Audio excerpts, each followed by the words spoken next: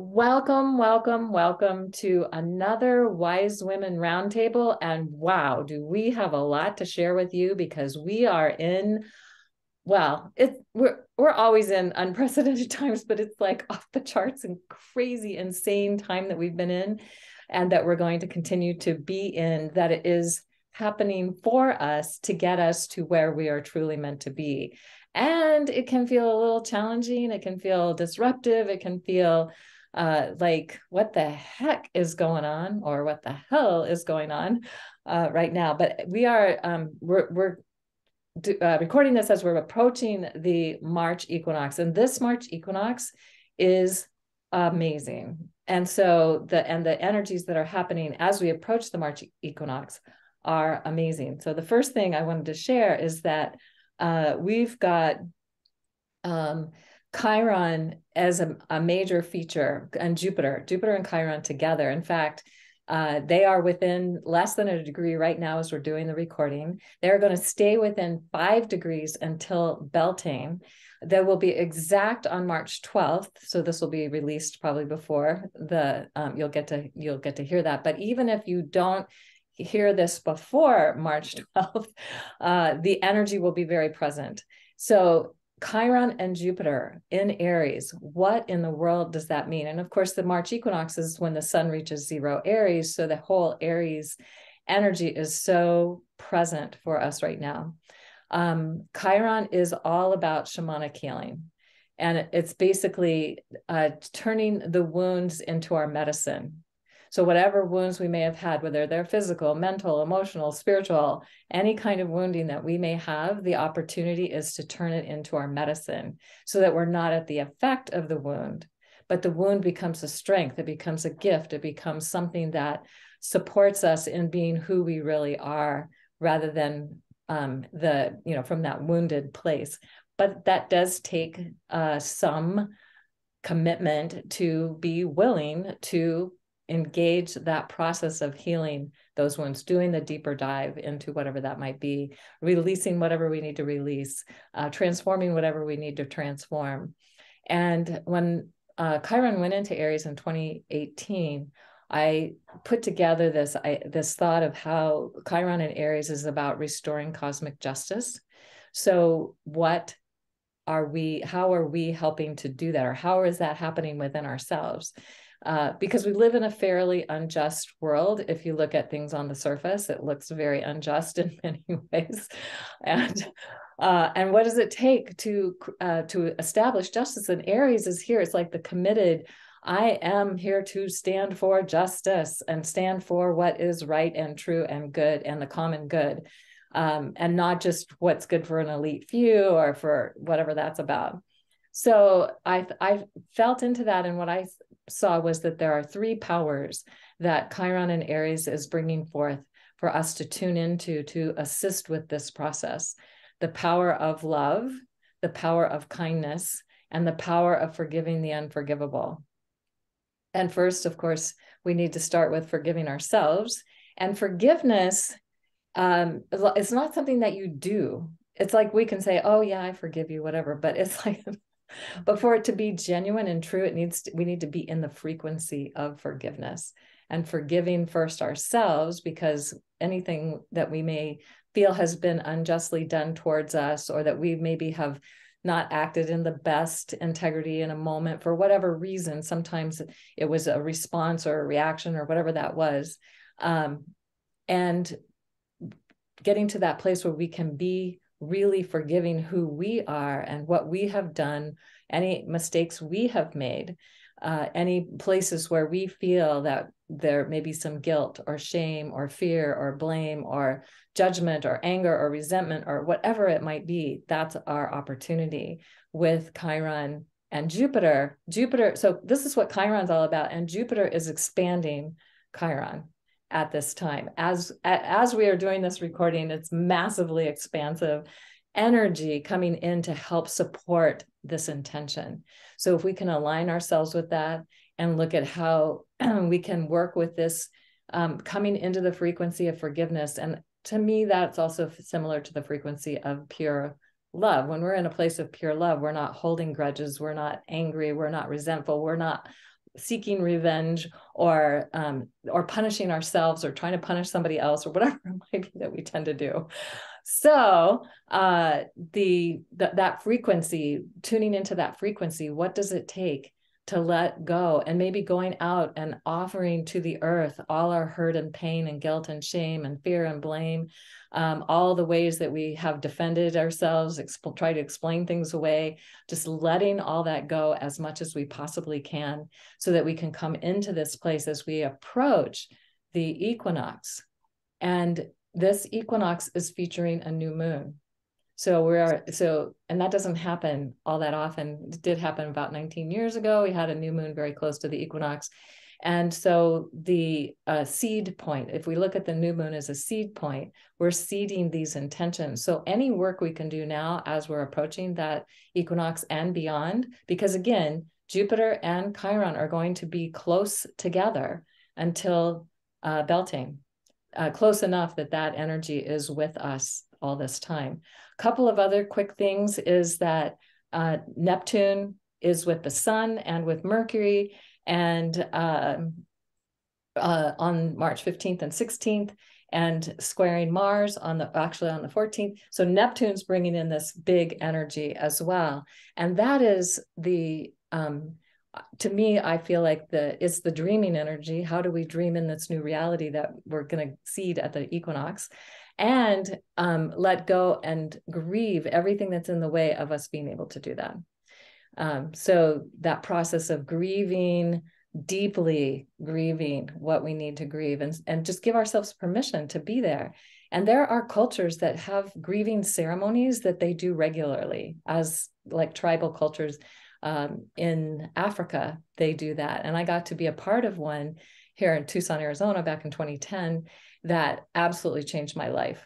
And so that's when I really got the importance of grieving. So these are the things that we can do to help support this new energy that's ready to come in, and so that we can be in that clean and clear space to allow that to come through us.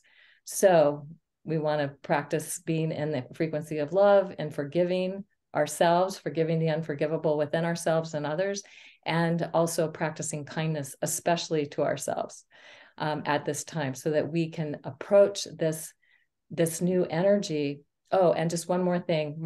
Pluto, of course, is going into Aquarius, and that's going to create a big shift, something we'll talk about a little bit more, because it'll be there for 20 years in Aquarius. It's going to go back into a Capricorn. It's only going to be in Aquarius for a few weeks and then go back in. So we'll have time to talk about that more, but it is going to help remove every obstacle in the way of our expanded vision of what's possible. So with that, I'm going to pass it off to Elizabeth, who's going to help expand our vision of what's possible.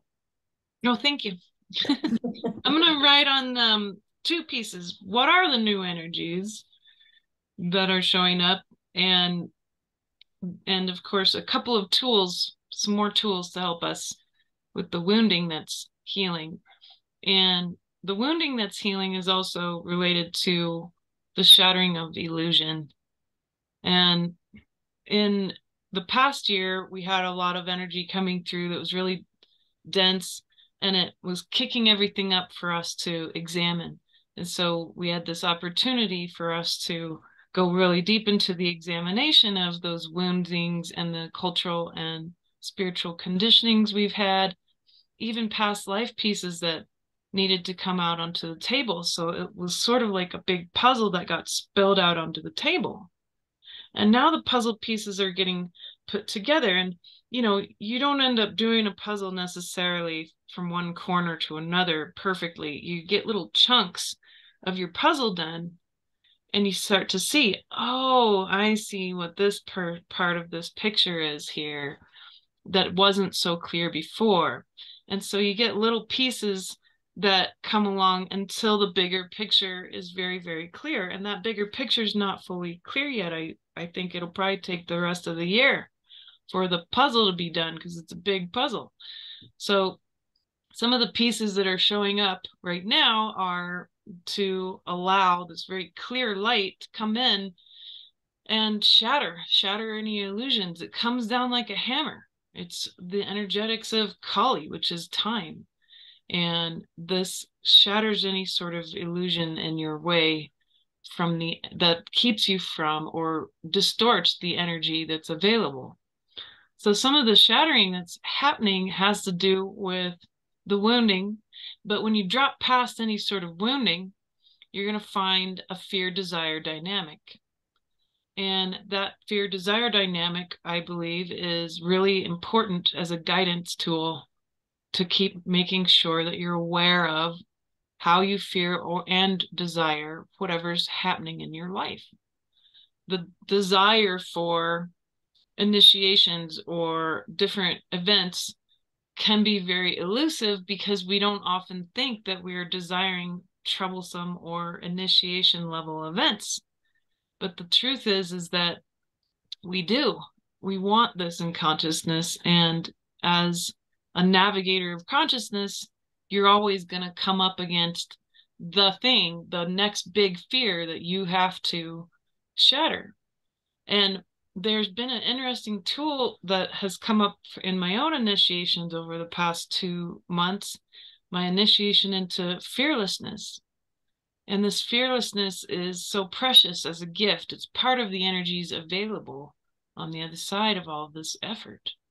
But the way that it showed up for me, and I think it would be useful to others, is that I understand what my personal energetic, my soul's frequency or essence is. I'm aware of what that is. It's becoming much easier to assess and attain that truth at this point in time. But I don't think that's an accident.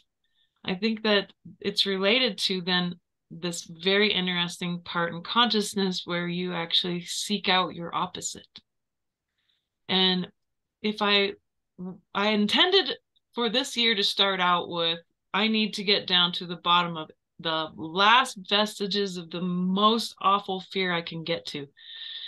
And I excitedly offered that as my intent for this year, and probably would not have done that if I knew what was going to happen, but that's exactly why we don't know what's going to happen. So finding this opposite energy of me threw me into those levels of terror that I was seeking out, the bottom of fear. And in really good mystical form, the only way to move out of such a event is through it. So I ended up merging with, or basically allowing, the annihilation. It was the ego's assumption was that I was going to just not exist, but the annihilation of my essence by merging with my opposite in consciousness. And so I'll name it. My essence is luminosity. So I just radiate a lot. I'm a flashlight, and that's my energy. It's that simple. But the opposite of me is like a black hole. It's hungry for constant energy without bounds, endlessly hungry. So I might call it endless hunger or unending consumption of energy. And I've had initiations before where I was given this chance to perceive this energy in a form that I could interact with. So real life events where I was given access to this energy, and it was utterly horrific. Nothing that I would ever want to deal with. But what I'd realized is that I hadn't fully dealt with it in the body. And part of the puzzle here is that it's embodiment, full embodiment of all of this light and what is available. That is the task. It's no longer the mind alone. It has to be, and has been for a long time, perhaps the past at least several hundred years, embodiment. So going in and saying, all right, I'm going to welcome undying, endless consumption and hunger. What's that going to do? Well, the ego says that then you're going to die and not exist ever again, and it's over. But that's the illusion. And so when you merge with these sorts of things, it ends up being something much more simple. It's just a shortcut home. And unlike other polarities where there's a middle way, out of the polarity can be nuanced. So victim and tyrant, or scarcity and abundance. Each person's going to have their nuanced middle way through those polarities. But when you're dealing with yourself and your opposite, the only middle way is source direct. And so by collapsing that, you can actually access some of this energy that's available. And I'm not saying that this is easy. It's not at all. It took me over a month and a half to get through that process. But it's an opportunity. It's an initiation time, and there's no perfect timing for all of us. It's all going to be your own timings. So if you use this as a tool and intend for you to get to the bottom of your fears and your wounding, then you're probably going to find something like this at the very bottom, is what I think is happening. And then the second tool that has arisen was some of the energy available is all this love that Kaylin's talking about. And it dawned on me that I really didn't know what I was looking at. And it's not that you can see it, because there's not really much to see when it comes to these new energies. It's so clear, but you can feel it. And I realized I'm not familiar with this. I thought I was. I thought I could tell you what love was, but I really can't. So I've realized, and what happens when you recognize that you're not embodying the energy available is you'll start to perceive the constructs that are keeping you from doing that. So it looks like a stained glass window to me. And so I'm taking these pieces down and being like, oh, well, this is from my dad. My dad said that love is loyalty. Well, that's partly true. So I just embrace that, absorb that, and take another chunk. Oh, love is attention. I got that from my mom. Okay. Because it's partly true, but it's not the fullness of the spectrum of what this love really is. So if we dismantle our programming, our cultural conditioning in this way, very systematically, we're going to be offering this recapitulation as part of our efforts in finalizing the experiment of consciousness that's ending, because we're at a grand 800,000 year ending right now. And like any good scientists in spirit, it's really important for us to assess what's happened. And this is going to turn into much more than the personal, because then you're going to start to have past life pieces that come up, because we have to recapitulate everything that we've done here. And it could also be lives where you weren't being human, but you were involved somehow in the experiments of consciousness on Gaia. And that's really key, is to really understand why your soul is engaged in this experiment, and then assess your part in it. And all you have to do is just your part. And it's going to arise in other people around you, and it's going to become very clear, oh, wow, this is much bigger than me. Like, for example, I've been dealing with the dismantling of the energetics around duty that I inherited from my lineage from Delphi, and among others. And the other more important one was the horizontal competitive aggression that was seated in the feminine at that time. So those two things in me, I have to pull those up and start to pick apart and dismantle how they show up in how I'm interacting or in anything that I'm doing. And so you'll just, with intention, you'll be able to separate yourself from these spheres of illusion. They're just like big bubbles of illusion, and they're very well put together. We've been putting these together inside of the parameters of an experiment for almost 1 million years. So now it's time to be done, so we can access the new energies coming. And what's happening galactically in astrophysics is fascinating, because unlike any other transit event, as the electromagnetic field of our planet continues to disappear, it's 30% gone right now, the electromagnetic current sheet from the center of our galaxy is upon our solar system now. And this happens every 12,000 years. And as that occurs, it actually literally causes more light from the galactic, literally in a very physical way, to enter into our systems and dismantle all this stuff. So some people are calling it de-evolution. I don't really like that term. I like the deconstructing of consciousness better. That makes more sense because everything's conscious. And then the tricky part, though, is that unlike any other time before on this planet, at the exact same time as this full event comes fully to fruition over the next 20 years, we also get a huge photon blast from an explosion that happened about 1,000,000 years ago from the center of our galaxy that will reach us at the exact same time. And that's never happened before. We have no idea what's going to happen. We have no clue. We have not 1 ounce of knowing about where we're at. This is how new all the energy is. So anywhere you look, geology, astrophysics, whatever, astrology, mysticism, you're going to find that this is turning out to be the biggest transit change, evolutionary, punctuated event in consciousness, and everybody's here for it. So it's very exciting. The other things that I notice about the new energy are that they are sort of revealing very slowly what I call natural law, mystical law, and galactic law. And these are the parameters in which we built the experiment.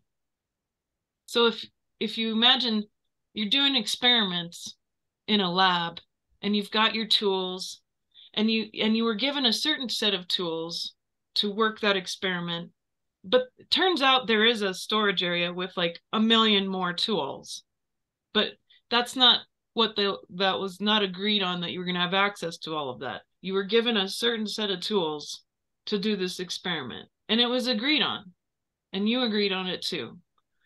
Well, now the lab, which is the parameters in which the natural law, the galactic law, the mystical law, in which all of those experiments were being done, has now dropped its walls, dropped its floor, dropped its ceiling, and revealed itself to be the universe. And meanwhile, the warehouse has been unlocked. Now you need to assess what you've learned with the tools that you had. And you're going to end up putting all those tools back in the warehouse and rebuilding an entirely new lab within the parameters of the universe, which is basically universal law. Ultimately, all of those end up as universal law.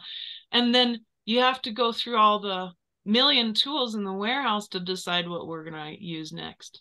That's where we're at right now, is in the dismantling of the lab and understanding how we use those tools, why we picked them, reassessing everything we've learned and any successes and any juicy failures.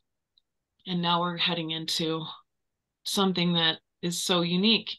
And then meanwhile, all the access to the light and the energy of the universe is being pumped into the situation.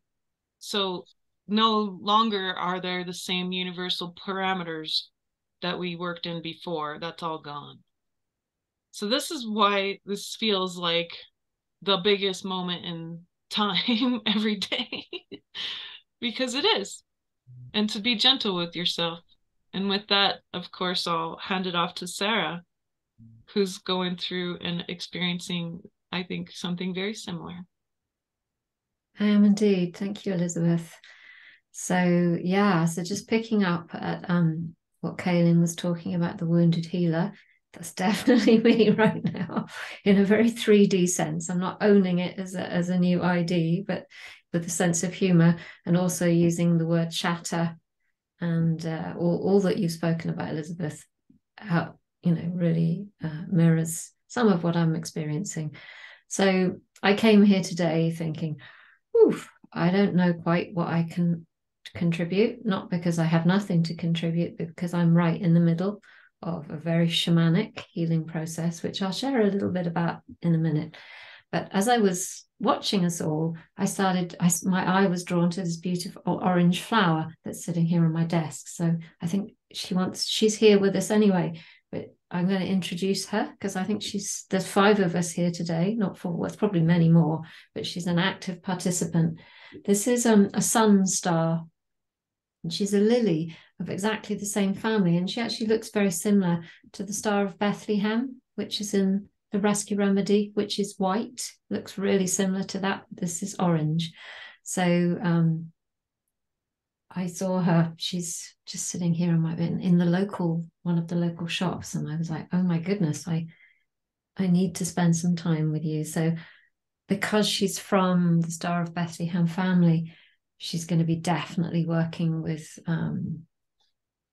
releasing trauma, releasing any traumatic imprints, which is kind of what we're talking about here, and replenishing that with beautiful golden light, so of that frequency. So what can I say? So on the full moon that's just gone, literally as the full moon went through, I wasn't very well, and I met quite unexpectedly with a very large bump, a concrete floor. I won't really say any more than that, but that's enough. And in the process, I broke my collarbone. So I'm okay. I'm being taken care of with a sling and all of those amazing things, and lots of homeopathic remedies and flower essences and lots of support. One of the things that I've longed for all through my life is support.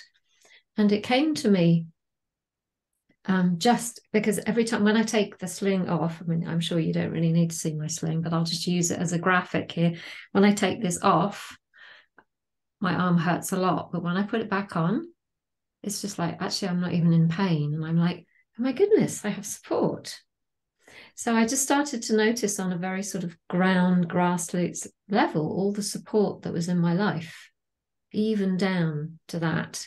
And I'm very grateful. So if you, as I suspect, I know many, many people who are having different versions of what I'm going through right now.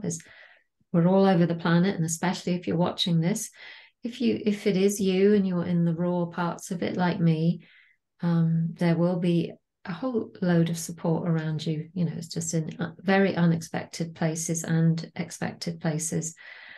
What I'm hearing, it's very early days for me, so everything I'm saying is quite unfiltered. I don't know if that's quite the right word, but it's just kind of quite raw, you know, is that even when we're broken, which literally I am right now on some level, we're not. You know, there's great wholeness in being broken, and the old Sarah of many years ago would have hidden at this point. It's not that she would have told lies, but she would have gone completely invisible because she would have had shame about being broken. And this time I find myself actually wanting to share. It's okay to be broken, because when we are whole, when we're broken, when we're not broken, it's got nothing to do with that. There is a wholeness. We are loved, we are sacred, we are holy. What we're doing here is holy. And yeah, so it's kind of what I'm hearing and seeing, and I feel absolutely okay sharing on this level. The other 2 flowers that just came through as you were all talking, I think they're ones that I've spoken about before. So there's obviously the sun star here, who's just here as part of our group. As in terms of flower essences, Snowdrop has been with me again. I'm pretty sure I've spoken about Snowdrop again, but I think I could probably talk about her every single day.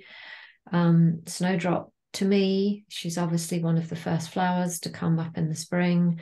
She comes up through the snow, through the cold. She's one of the first signs of new life, of new birth, which is always a beautiful sign. Snowdrop told me very, very clearly when I did some journeying with her probably about 10 years ago, that she could actually help me rewrite the past and the future. And that timelines, actually, the timelines that we've grown up with were really just like not useful. So she was here. We can change, we can rewrite the future. So she's come forward for me right now for all the reasons, as I'm sure, but I think I'd like to extend her message out there. If there's any parts of people who are listening who feel, I'm just using that word broken, I think we all hold it for what it is, who have been shattered, who haven't quite emerged as the next bit yet, are in that middle space, that certainly essences like the Star of Bethlehem, the rescue remedy, can be hugely supportive. Snowdrop, her essence, or just talking to her, she'll hear you if you just talk to her, to help guide you to rewrite the future. And then finally, and I know I've spoken about this before as well, but gold is such an ally right now, because as our cells change and expand and hold the light that Elizabeth was talking about, particularly, you were talking, Elizabeth, about the photon energy coming, gold would be a huge ally, because gold actually helps to hold the cellular structure as it expands. Yeah. And so I think that's me. Nalini, I will pass over to you. Thank you, Sarah. And thank you, Lily. I appreciate that. I noticed her when we first began to talk before we started recording. So there are definitely 5 of us here today. Yes. So it's interesting. Bits of everything that everyone has said have obviously been coming up for all of us. My attention has been very drawn into this adventure of the passage of what we're calling 2023. I've spoken about this. I think Kaylin and I spoke about it last month, and I've done a couple of other videos about each of the full moons of this year, of which there are 13, holds very specific gifts. And in terms of recapitulation, so Elizabeth was saying, it's like the moon, a full moon is a reflection of the sun's energy. So it's always interesting what sign that's in, how it's showing up. But I've been shown and really been pulled into the current of these 13 jewels of transformation, these 13 full moons. And they are only the tip of the iceberg of what everything that's going on. But it's a fascinating stream of transformation. Last month with the infusion of sapphire, Snowdrop was absolutely there, facilitating the whole thing, absolutely helping with that. And part of what I saw about it was, yes, it's all of this that needs to be shattered. We need to allow source to obliterate, big word, but really true, all that we thought we were, all that we used to be. And these are the hard parts, at least they are for me, is the things that I really love. Like, I realized I've been holding off finishing, which it's almost done, finishing Roshini's book for 10 years now, because I don't want to let go of her. Excuse me. There's a lot of that coming out for all of us. This is liquid love, but it's the place where Chiron's karma or wounding turns into learning, and where the opposite isn't an opposite, it's a completion. Wholeness is wholeness, whether we appear to be or feel ourselves to be or physically are broken or not. We're all broken in some ways, and we've all become even more so during these initiations since the past December solstice. And part of that is because what is happening energetically in March is where all these higher frequencies have been coming in, the galactic sheet, the photon belt, yes, but there's a cresting wave that came in with this full moon, that this crest isn't going to come over and go down. It's going to go straight up into the equinox, and all these frequencies are going to go like this, just up into, I mean, from our perspective, because we stand this way, but they're going to go up into these higher frequencies, higher octaves of sound, light, tonality. that we've touched on. Anyone who's had any kind of awakening experience has touched on. And then, of course, the process is it's our job to live up to that, literally. Like we have an experience, and if you're a beginner, you know, you make the mistake of, oh, wow, that was great, I'm awake. Well, okay, now there's some work to do, you know, but there's this, and then there's, all right, we have to live up to that, or there's a shattering, and then we will emerge from that just the way that a bulb or a seed splits so that the sprout can come forth. So with this huge uplift of energy, if we think of a plateau rising or an island being born volcanically out of the sea, there are all these things that are going to just slide off. You know, it's mudslide city for a little while, where they simply cannot thrive on these new platforms of energy. It's not good, it's not bad, it's not right, it's not wrong, it's just the way it is. It's like, here's a new platform of energy, so what will thrive here, and what needs to thrive someplace else will. And this is what's happening. And if we can come to that just knowing of wholeness within ourselves and let that be seeded and planted within these new fields, there's just this wave that came through this full moon was just intense, immense, and amazing. If we can be planted within that, and our idea of planting is that something gets put somewhere fixed. Not anymore. It's moving faster than we have any idea, just the way Gaia moves, and we're hurtling through space, only we don't perceive that because we go crazy. But it's just this new sprouting, this new blossoming. And so the whole green world, they get there first, by the way, the whole green world is helping us with this. All of the creature beings are helping this. So there was one day when, you know, there were a lot of little sharp edges and gravel bits and things coming through as the immersion started to really integrate. And the cat that lives in this house came in and it very insistently pushed me out of this chair into either sitting on the floor meditating or onto my bed, and sat on me and then said, look at my body. And all these waves of energy, all these beautiful, they're like all these beautiful oceanic tones were moving through her body in waves and spirals and whirls. And she was not a bit fazed by this. She's like, yes, this is what's happening. This is how change happens. And of course, looked at me the way cats do, like, why don't the humans get with the program? But, you know, and we will. But it's that level of openness to what is and what's coming, because they are the same thing. They are the now. There's nothing to fix or heal or mend, even though these processes are happening for us. There's nothing of that in the now. There's simply that wholeness. And some of the old tools might work, you know, some of them might come out of the new warehouse, but they're all within this new wave. And everything we need is there, and there's nothing we need that's upstream. That doesn't exist anymore. We're simply in this transformation process. It's taking us down to, like Elizabeth was mentioning, the old lineage. We may not know we're a part of, you know, genetic ones, bloodline ones, but also the things that we've believed, these deeply held beliefs that are sometimes in consciousness, sometimes mentally, but also in our bodies, mostly in our bodies. Like, this has been held in my body for a long time. Well, okay. And it's probably been really helpful. We know it's been helpful, or it wouldn't have been there.